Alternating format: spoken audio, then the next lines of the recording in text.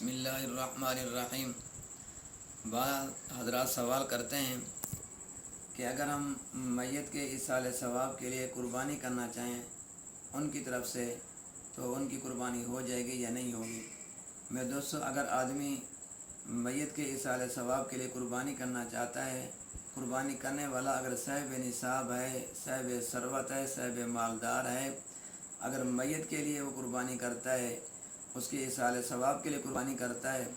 تو اس کا ثواب، میت کو قربانی کا ثواب اجر نہیں ملے گا اور اس کی قربانی اپنی طرف سے ہو جائے گی۔ ہاں، اگر صاحب نصاب نہیں ہے، صاحب مال نہیں ہے، صاحب ثروت نہیں ہے، غریب آدمی ہے، اگر وہ آدمی میت کے ایصال ثواب کے لیے قربانی کرتا ہے تو اس کو اجر مل جائے گا، اس کو ثواب ملے گا قربانی کا اس میت کو۔ اسی طرح اس کے اندر دوسری صورت یہ ہے کہ اگر وہ آدمی پہلے اپنی قربانی کرتا ہے اور پھر میت کے ایصال ثواب کے لیے قربانی کرتا ہے تو پھر بھی میت کو ثواب مل جائے گا قربانی کا۔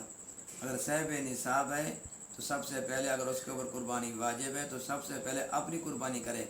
اور اپنی قربانی کرنے کے بعد پھر اس میت کے ایصال ثواب کے لیے قربانی کرے، پھر اس میت کو ثواب ملے گا قربانی کا۔ اللہ تبارک و تعالیٰ ہمیں صحیح معنوں میں عمل کرنے کی توفیق عطا فرمائے۔